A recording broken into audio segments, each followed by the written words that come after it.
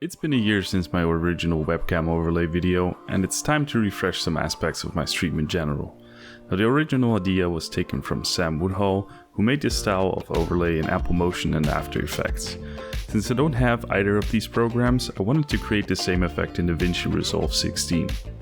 Now, if you like this style and the approach, leave a like and subscribe for more videos like this.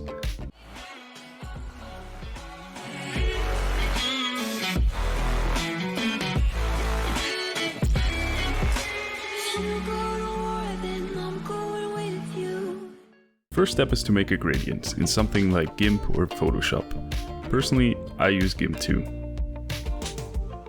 It's really simple. Open a new file with a transparent background. Create a circle with the circle selection tool and fill it with a color. Head over to the gradient tool, select foreground to background and the colors you wish to have. Once you're done with that, save it as a PNG file wherever you want.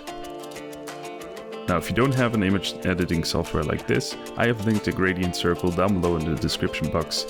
You can easily change the hue online, resulting in different colors. Let's open up Davinci Resolve and get to the fun part. Once everything is loaded, import your gradient PNG by clicking and dragging it into the media pool. Go to the Edit tab and drag the image on your timeline.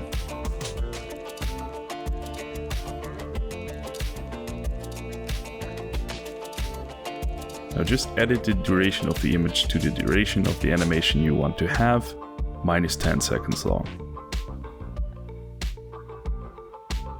Head over to the inspector option in the top right and make a keyframe at the start. Then move over to the end of the clip and make another keyframe.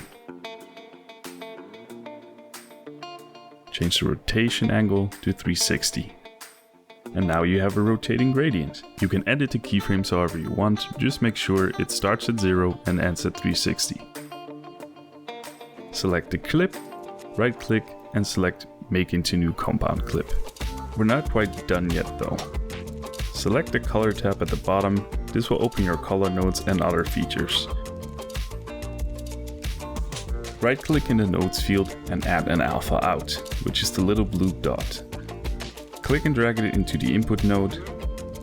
Add a layer mask by click and drag in the blue triangle on the left of your input node to the leftmost green node.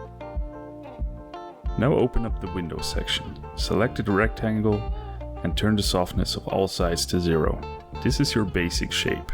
You can mess around with the aspect and ratios, but this is fine for now. To make the inner part, repeat this, make it a bit smaller and adjust the aspect for a nice smooth border. Make the inner part transparent by clicking on this icon, next to the rectangle layer mask. And that's it.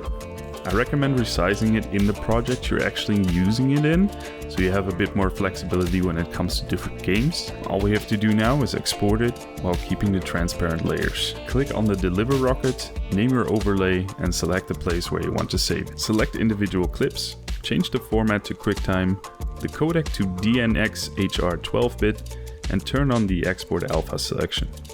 Add the clip to your render queue and you're all set. Now, if you enjoyed this video, subscribe, leave a like, click the bell icon for further videos like this. Later!